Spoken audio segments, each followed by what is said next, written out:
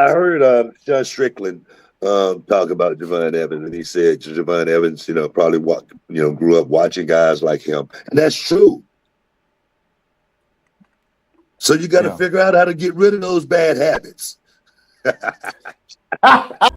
Yo, what is the deal? Welcome to In Your League. I'm your host, Cheddar Chaz. This has been a hell of a Black History Month. It's starting off kind of crazy. We got more Booker T and Swerve Strickland beef. This is on the heels of the Kevin Nash, Javon Evans controversy. Or, lack thereof. We haven't necessarily heard Kevin address it head on just yet, so it'll be interesting to see what he says. And if you want to hear my thoughts on it, I spoke about it in the prior episode. I've also spoke about Booker T and Swerve Strickland's beef. I was supposed to get Brad on the show. It was right before WrestleMania last year, so the timing didn't really work out. But I'm very interested to hear what Booker T has to say today about Swerve, about Javon, about Kevin Nash, and about Dave Meltzer, apparently. Be sure to hit the like button, hit the subscribe button, leave your comments and thoughts below the video. I'm going to link the prior videos in the description. Let's talk about it. Been doing my me. You know what I mean? I've been doing all of that, voice exercises, trying to get ready. So I just want to make sure I open the show off proper, some proper like. But how you doing, man? How you feel? Yo, I'm doing good, Book. I'm doing good, BT. I like that you're warming up your voice, and I like that you're getting ready to go out there and just do a terrible job. Like the people say that you do. You're just, I'm excited about it. So I'm doing great. I'm doing great. At least 500 people. Let's just say at least 500 people think that you're not good at it. And I've been waiting to talk to you about this whole thing, and I feel like we can't even delay it. We can't even delay the point. So can we get into this? Yeah, heck yeah. So the thing that Booker and I are referencing is there's this little, what would you call it? A rag mag. The People magazine of pro wrestling. Dirt sheet. It's called. Dirt sheet. Yeah, emphasis on the dirt. That's what it was called back in the day anyway, It's called the Wrestling Observer. They've been doing a terrible job for years. Wow. And one guy named Dave Meltzer, no matter how much he works out in the... Dude, does anyone like Dave in the WWE? I think his OnlyFans have to be in NXT at this point. Everyone in the WWE seems to hate Dave. Or anyone even affiliated with the WWE seems to hate Dave. The gym, he hasn't been able to work out his mind because he continues to say asinine things and make exclamatory statements that are proven to be wrong time after time. This is a guy who a couple years ago said that the Triple H and The Rock were getting ready to have a WrestleMania main event match. And he was referencing a video from 6 years before that somebody tweeted him. He said that a show was going to be in Japan. Anyway, I'm belaboring the point. The point is, the Wrestling Observer Awards came out, and the worst commentator, the top five, was Pat McAfee. It was Michael Cole. It was Vic Joseph, and Booker T was at the top of the list as the worst commentator in pro wrestling. I saw this and immediately go, well, these guys don't get it. But what was your initial reaction? Before we even speak on myself, all right, we got a lot to talk about here. Before we even talk about me, let's talk about one name. In my humble opinion, Big Joseph. I'm going to slow it down because Booker's mic isn't very good, so I'm going to slow it down so y'all can hear it. No way Big Joseph should be on any list like that whatsoever. I don't get that at all. Of course, Michael Cole, you can put Michael Cole on the list because he's been around for 30 years. Okay. Sure. He's a guy that's, he can get repetitive because he's been saying it for many, many years, but that's no slight on him as far as doing his job. He's the best in the business as far as being able to control that situation. And most people don't have an inkling of an idea what being in that situation is really all about on live TV, having to, steer traffic, have to do, like with Vic Joseph, he do all the reads. You know what I mean? He does a lot of the play-by-play as far as replays and stuff like that. Man, it's a hell of a job. And for a award like this to even be out there, it's asinine. Because there again, Dave Meltzer. I'm guessing this is like the Razzies for, pardon me, I'm sorry. I'm guessing this is like the Razzies for announcers. That's what I'm taking away from this. Anyone at the Wrestling Observer knows what it takes as far as what that job entails.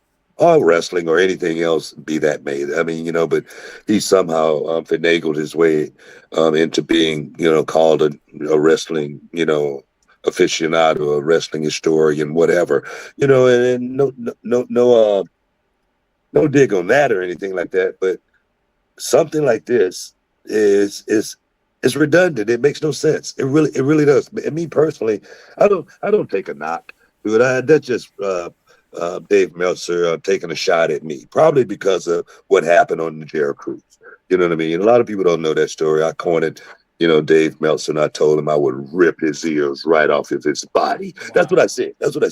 You know what I mean? And Dave Meltzer was quite frightened. And I'm sure if Dave Meltzer was. Wow, I did not know that. So he pulled up on him, and he hit him with some choice words, and I'm presuming Dave Meltzer didn't say, well, you try it, pal. I'm presuming Dave Meltzer act like he has some sense when face to face with Booker T. To see me in anywhere public, he's gonna walk totally around, my surroundings. You know what I mean? Because he's a guy that I wouldn't even say I hate him. You know what I mean? Because hate is a really, really dark, evil, nasty word, and I don't really want to go there. As far as saying I hate a person or anything like that. But Dave Meltzer is literally a scoundrel of an individual.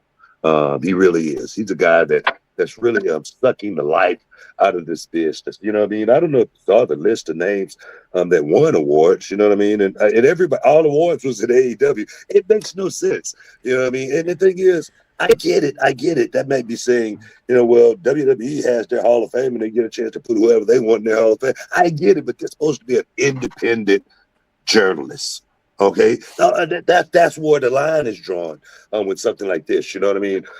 So for me, it doesn't bother me at all. But I do appreciate, people coming to my defense, and really shining light on what I do. I remember. I've always thought Booker was a very interesting announcer. I'm not sure how that's transitioned to NXT. But when Booker used to host SmackDown, I always thought Booker was incredibly funny, entertaining. I'm not sure how I would feel about it now, but this was me growing up. I thought Booker was the man on that announce table. But being a young wrestler and being in the ring, and the commentators wasn't really, getting this match over properly. I remember that. I know what wrestling is, also opposed to a lot of people that have never done this. I know one of my favorite announcers was Joey Styles. Joey Styles brought so much flavor. He brought so much flavor to commentating. He made it so fun to watch if you was a fan watching it, a real true fan, not somebody that's just.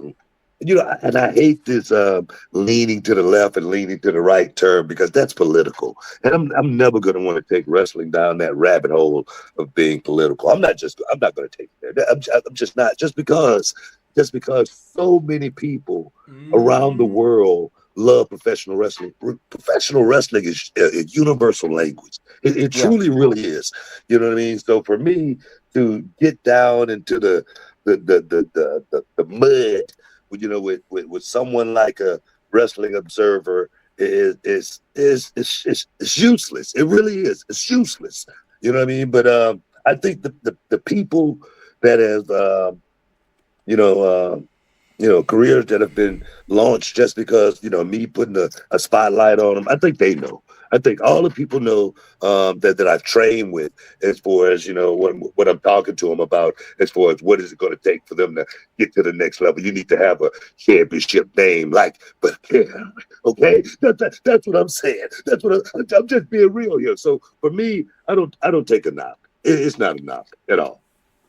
Well, first off, I know you got a greater purpose than a hater purpose, to quote J. Cole, but man, is that Dave Meltzer and the people who work with him and read him, they're AEW sycophants. They're anti-WWE, pretty much everything. You know what? Let's not blame. You know what?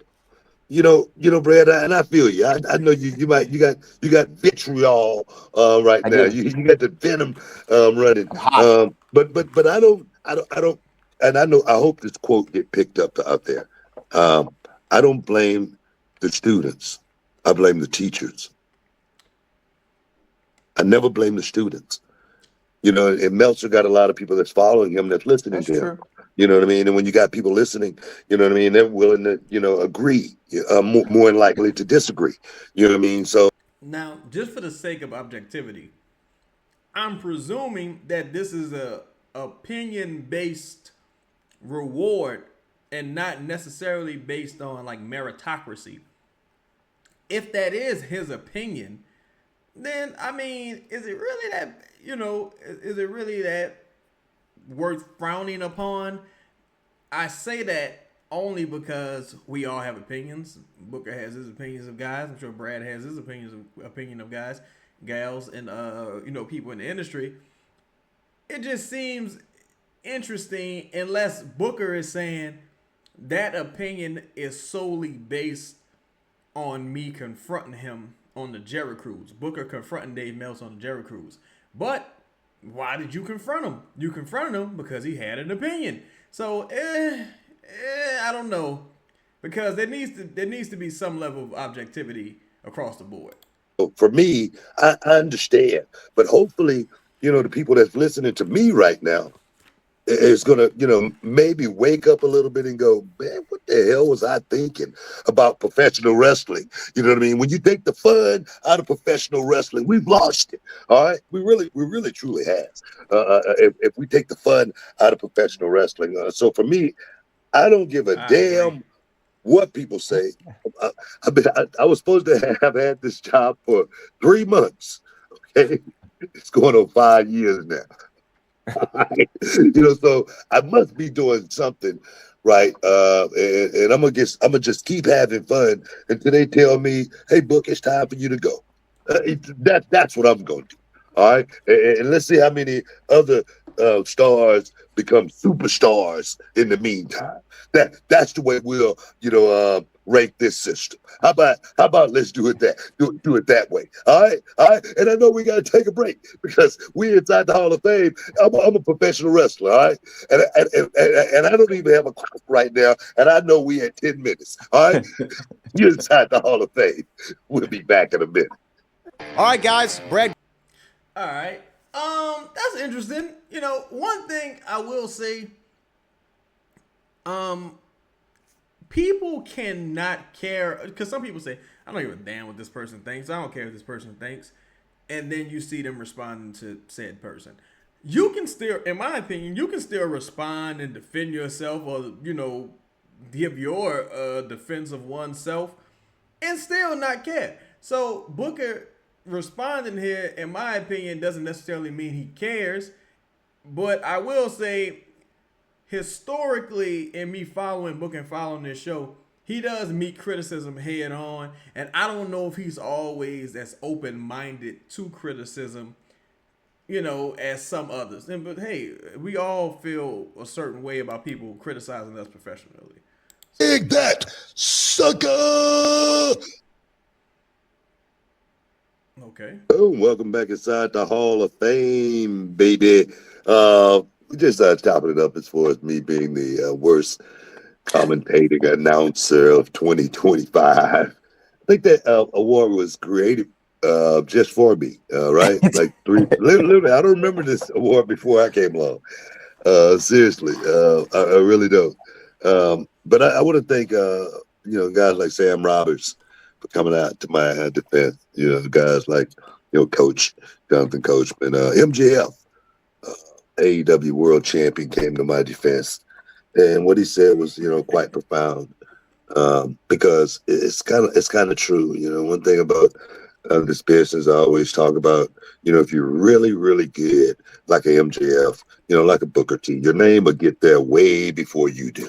You know what I mean? They'll be talking about you. The locker room will be buzzing, and whatnot. And for him to say, I'm the blueprint of him, which is true. When MJF show up, he's going to be MJF. It's going to be Maxwell Jacob Friedman. When he Yeah. shows up, his resume is going to speak for itself. He's not going to be one of the guys who have to dress in the locker room with all the other guys. It's just that simple. If you don't want to, I was one of the guys who I wanted to dress with the boys. Um, but I appreciate young talent out there that understand what a real G like myself is doing, because I always, you've heard me say, man, I can only imagine a young tennis player saying, man, to hell with Roger Federer. He doesn't know what the hell he's talking about. You know what I mean? Serena Williams, what the hell has she ever done? I can't imagine. Me personally, I can't imagine that. I want to. So Booker's putting himself over. He's putting himself over as he tends to do. And hey, if you're not gonna put yourself over, who will? And this is his show. That's some pretty some pretty lofty comparisons to make there. But yeah, I mean, growing up, Booker T was the man. Booker T was always a very entertaining guy, great athlete in the ring, great performer. In my opinion, he didn't get his just due. But Booker doesn't like to make excuses for himself or others. So it's interesting to see him put himself over in this way, and I'm glad that his self-esteem is high because he was a very, very entertaining part of a lot of our childhoods. Soak up that wealth of knowledge oh so bad. But for me, hearing a young guy like MJF say that, it speaks volume as far as what the young man's mind is as far as this business goes. Yeah, MJF, for people who didn't know, he sent out a tweet last night saying, Booker T in a lot of ways is a blueprint to me, a completely homegrown top guy with massive drawing power on Warner TV without having worked for McMahon. If you dislike what he does in the booth, that's fine, but you guys talk crazy on Legends. Show some respect. He's earned it. That was exactly what MJF said. No, but the thing is, the wrestling fan these days have been taught to disrespect, the legend who have done nothing to them. That's the thing. That's what's really, really crazy. Because for me, I know I try to produce as much as I possibly can. You don't have to like me. I may not be your favorite. And the thing is, I get that. I understand that. I've been a professional wrestler my whole life. I always tell the story about, me being a babyface and Sting being a babyface. And every time I wrestled Sting, I was a heel. Yeah, it was just, I wasn't necessarily a heel, but I knew Sting perhaps was going to have a lot more fanfare than I did. Sure. And that's just the way it was. That's why I always say, if you ain't in the main event, you want to be around the guy that's in the main event. So for me, I wanted to be around Sting, whether it was from a heel perspective or from a babyface perspective. I don't know if people remember, I actually played Sting, put the paint on it, and I called myself Stain. Oh, God. I do remember it. I don't remember being called Stang, but that's pretty funny. That's pretty good, huh? That's pretty good. That's funny. What did when you appeared as Sting or Stang, what did Meltzer give it as a star rating? I don't know, man. You know what? What's crazy is Meltzer didn't always have this. I don't know what I don't know what to call it. He never really had it out for me or anything like that. Meltzer actually was one of the guys who put me. Gotta remember, back in the day, Dave Meltzer was pro WCW. He was like, just like now he's pro NXT. I'm sorry, just like now he's pro AEW compared to NXT and WWE. Back in the day, Dave Meltzer was pro WCW as compared to WWE now. Well, WWF back then. So I would imagine him and Booker T had a great relationship back in the day. Over as a young wrestler coming up. He talked about how talented I was. He actually talked on, I think, one of the Dark Side of the Ring episodes, the one where I won the title, and he said, wrestling hadn't been, good to black talent, and I was one of the guys who had, a lot of talent and who just was, so he said good things about me in the past. I don't, like I say, maybe this is just the way he really feels, or maybe his network of people in their award, rankings, whatnot. Maybe that's what they feel about me. But I get it. I'm not your cup of tea. All right. Now here's where my problem comes in. Now, Booker T acknowledged that David Meltzer say wrestling hasn't been as good to black talent, right? And he accepted that as the truth because it was complimentary of him.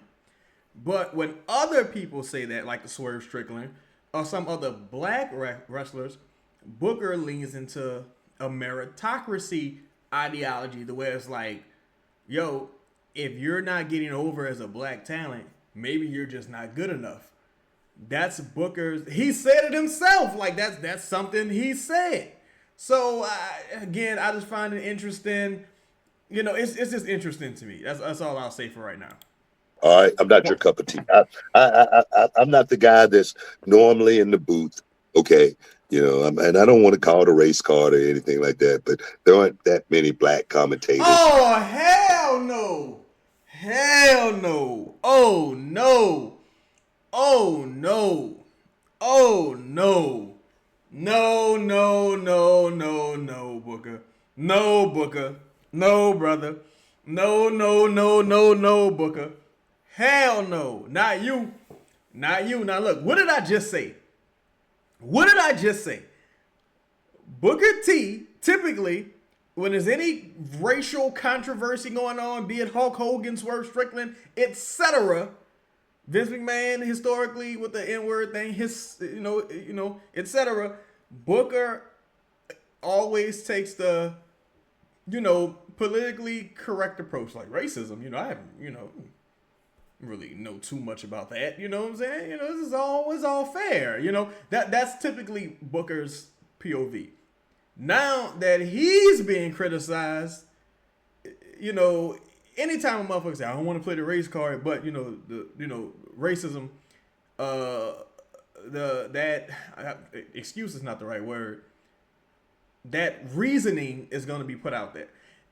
So you're about to put that reasoning out there, and you're the same person that kind of says that, people lean on that too much as a crutch. So I find that totally hypocritical.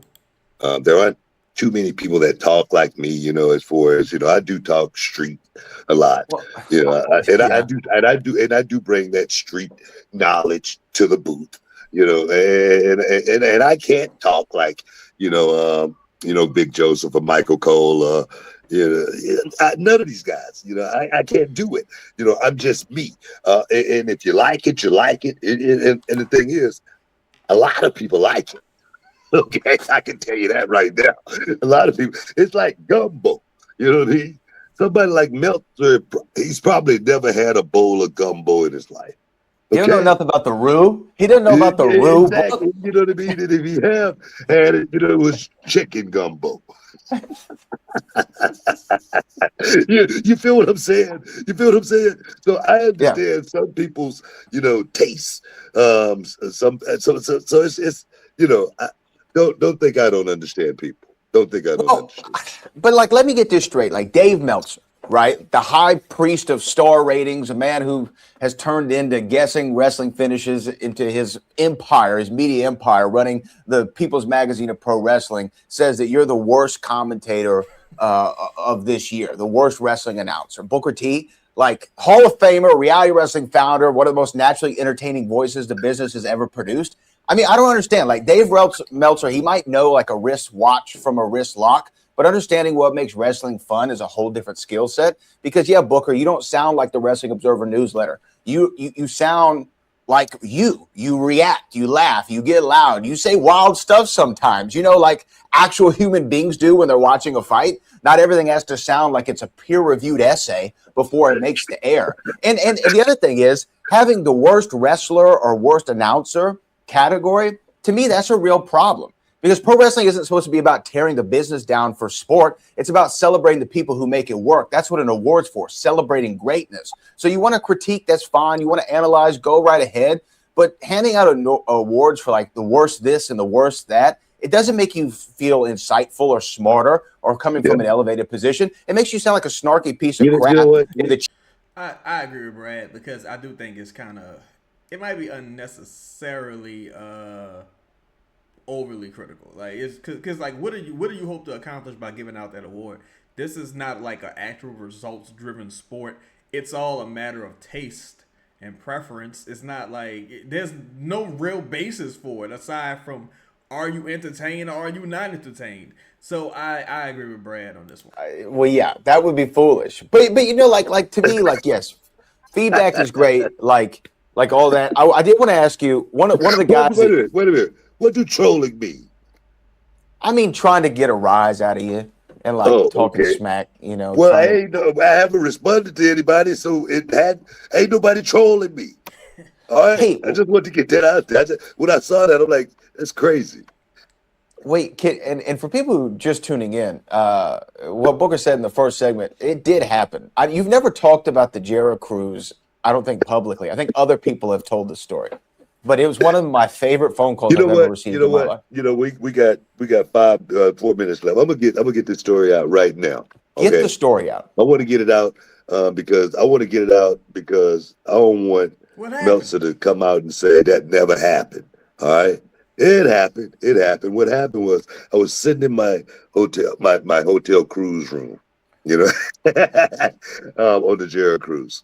And that was right before the pandemic, kicked off, because we almost got stuck on the boat because so many people around the world got stuck on cruises.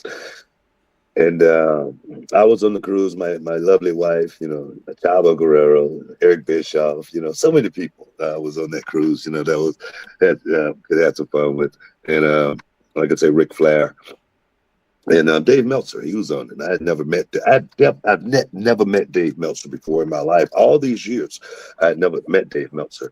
And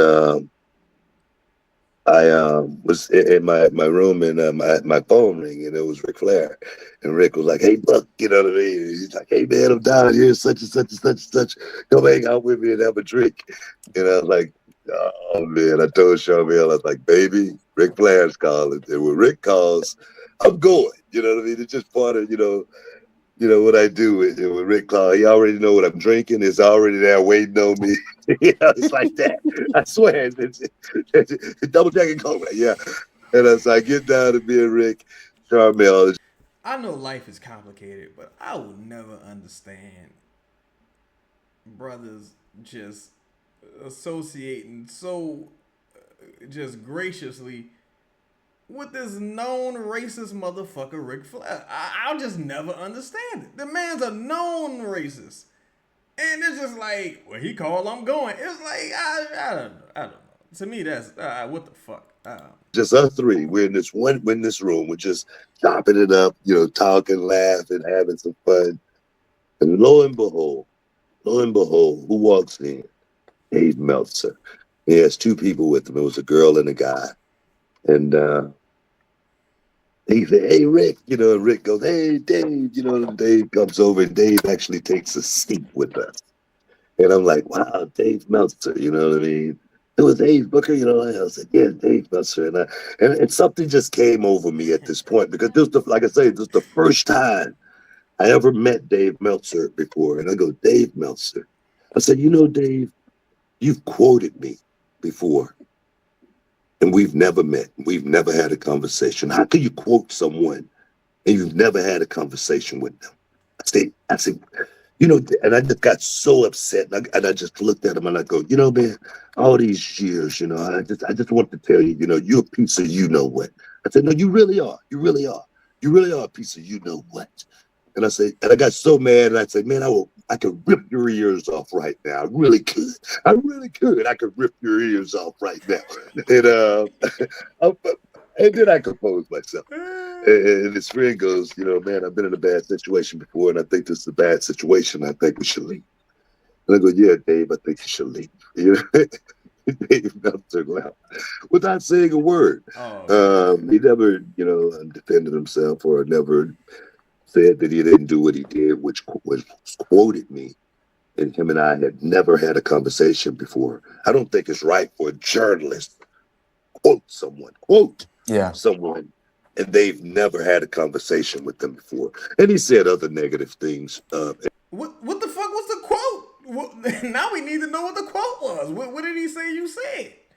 Shit, don't leave us hanging. Like, what was the quote? As well, and that was the first time I ever had a chance to sit down with him and sit across from him, and I just did not want to miss out on the opportunity. When you get an opportunity, when opportunity knocks, you better answer, because you may never get that opportunity ever again.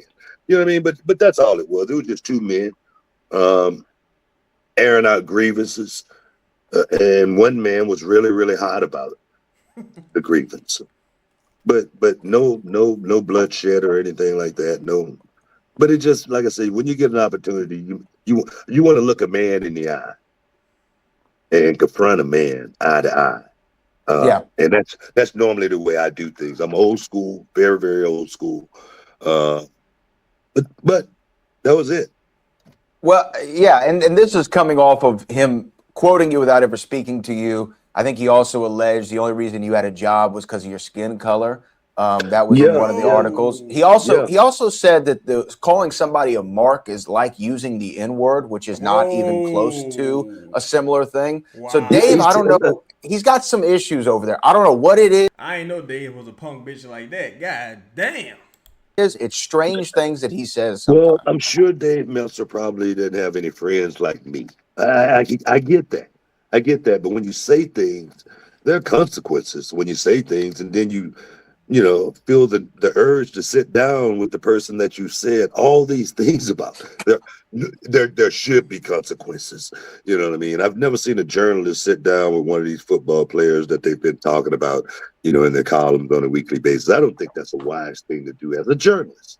I just don't think that's a wise thing to do. But we got to take a break. You're inside the Hall of Fame. That was very interesting. Now, again, it leads me to, all right, Dave Meltzer, according to Brad, Dave Meltzer said calling someone a mark is basically like calling them the N-word, which is not. It totally isn't, right? But again, shout out to Booker, but you sitting having drinks with a notorious N-word user in Ric Flair. You've defended Hulk Hogan, who's on tape being a rampant N-word user. So it's picks and chooses, man. It's picks and fucking chooses, bro. Welcome back inside the Hall of Fame. I've been I don't know. I guess it's just one of these shows. I just had to get a lot of stuff off my chest. That's okay. And Little Brad. the one thing too that has been bugging me is that these guys have literally, created these podcasts to, I don't know. I don't know if it's to kill wrestling, take the joy out of wrestling. I'm trying to figure it out. I mean, because, we have a radio show and it goes to podcasts, but I don't think our radio show or podcast is predicated on damaging the business in any way, shape, form, or fashion, or damaging anyone's careers in any way, shape, or form. I just don't think Hall of Fame is that type of a brand and that type of show.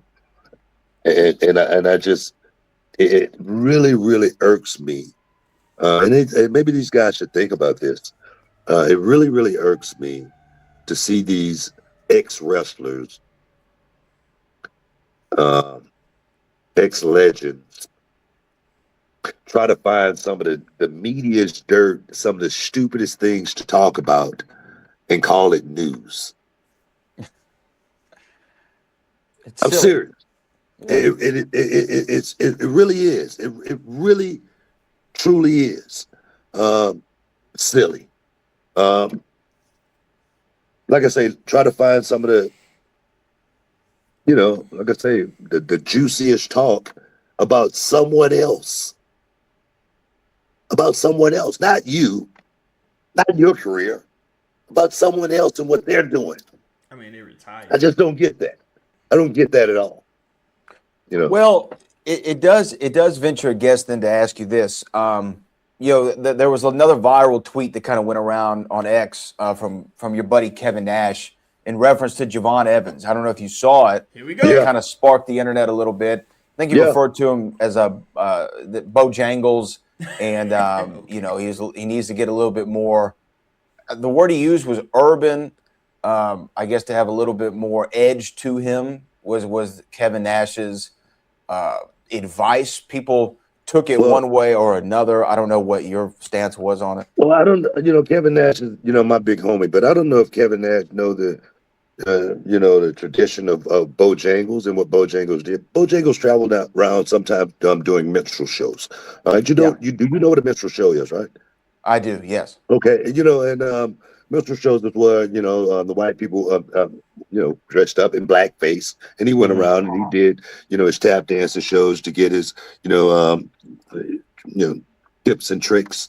You know what I mean? That's what Bojangles did. Okay, I don't know if Kevin Nash knows this.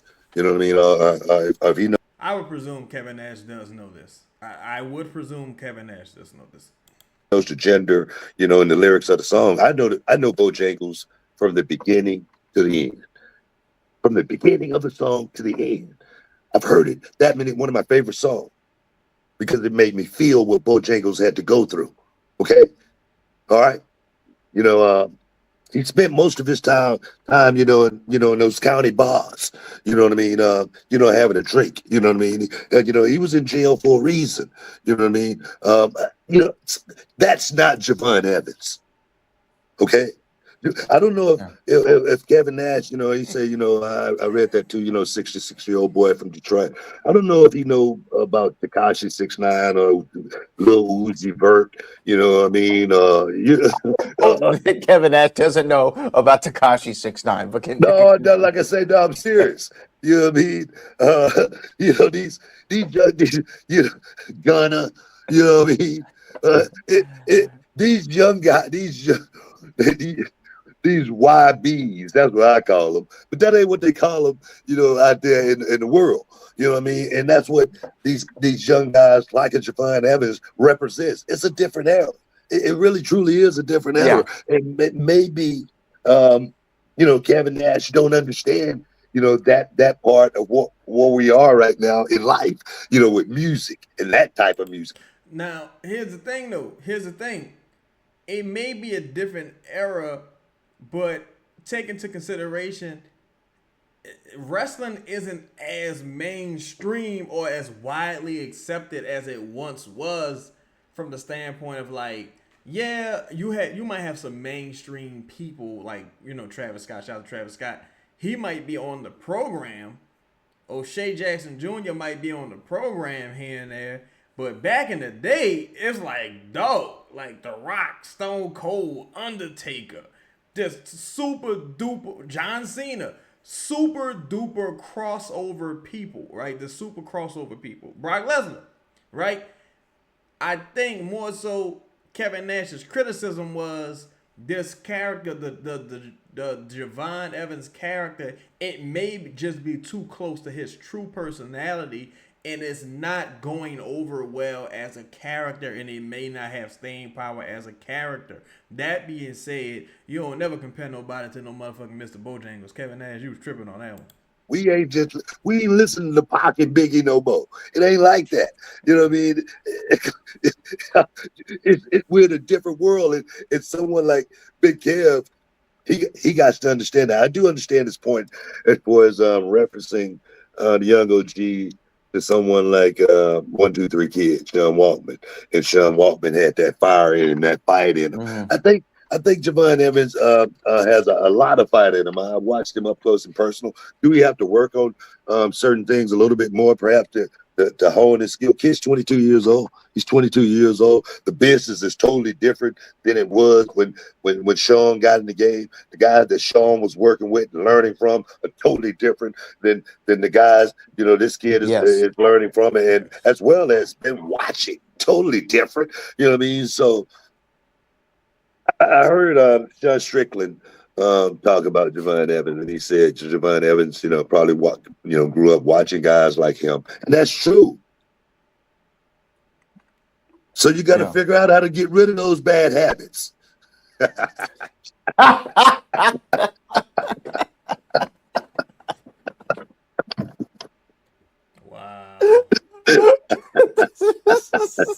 Wow, that's You're funny. like, you're like I set that up.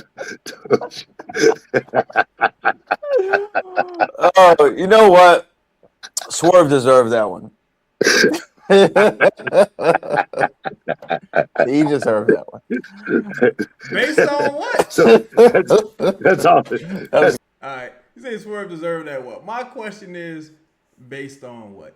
I don't know. I'm sure the beef is still alive, and Swerve Strickland has responded to this. He said he's going to try to trademark the term "bad habits." But here's my thing: when you Booker, right? Booker. Now, when Swerve responds, if he does respond, you can't throw rocks and hide your hand here. And be like, well, all I ever tried to do was help him. It's like, if Swerve responds, and Booker, you can't throw rocks and hide your hand here because you reignited this, brother. So let's see. all it is. You're like I set that up, didn't you? That was good. That was good. Well, and a wrestling historian said this. He said, Kevin Nash has always supported people of color. I don't know if that was in question. I think it was just a reference. Like I say, I don't think Kevin may have just said that off keel, just saying that, using that word, not really understanding, from Sure. from the hood and from the urban area. Bojangles is something that's down and dear to us, and we as Black people look at Bojangles in a certain way. We really do, and that's just not the term to use towards a Javon Evans. And I don't think it was out of any malice or a real intent. I don't think it was out of racial, none of that. Because Kevin Nash is one of my best friends. He really is truly one of my best friends, and I'm glad you brought this up because perhaps I wouldn't have brought it up, and I wanted to. Yeah. Well, no, I'm glad that we talked about it because it definitely was making the waves yesterday. We have a couple things before we get out of here today. This is from Loso Dolo. Well, we're gonna wrap it up there, man. Very interesting episode. Very interesting episode. Man, Booker is such a fascinating guy, man. Booker is such a fascinating guy. I would love to see some pushback on some of Booker's points. Just a little bit. I think him and Brad are in lockstep. And sometimes when you agree with someone too much, it's almost like I think this is a great show also. I think Brad does a great job. I just think you don't always get the answers. Because I would like to know, okay, where do you currently stand right now with Swerve Strickland? What do you think Javon needs to improve on? What do you think Kevin Nash meant specifically? Like, let's go into the details here. Like, what do you think he means specifically about that? Do you think there's a deeper point, a larger point there? I think, a little bit of, back and forth would have been interesting. But, hey, Brad's been doing this much longer than I. Him and Booker have great chemistry. It's a great show. Shout out to them. But, that's been today's show. Let me know what your thoughts are. Personally, I don't know if the swipe at Swerve was necessary, but Booker, he kind of like me. Once it's beef forever. So, you know what I'm saying? You might catch a jab every once in a while. So, shout out to Booker T for that. I don't think he said anything crazy. He just said you got to get rid of some of those bad habits. I don't know what he means by that, but shout out to Booker T. Shout out to Brad. Kevin Nash was tripping. Here's the thing, though. Here's the thing that bothers me. Here's the thing, and I'll end on this note. I don't think Kevin Nash meant anything fucked up by saying that, right? I don't. But with Kevin being such good friends with Booker, much like Hulk Hogan was, if he did mean something fucked up by saying that, would Booker had called him out on it? Would Booker had said anything about it? Because that's been one of the issues with the Black wrestling fans as it pertains to Booker T. It's like, Booker T, you give out a lot of passes, brother. You give out a lot of passes, and you hold the brothers even more than the sisters. You hold the brothers to a certain standard, and everyone else falls below that standard. So that's really interesting. I would love to talk to Booker about that someday. But that's been today's show. Please be sure to like, comment, subscribe, hype the video up. I'm out.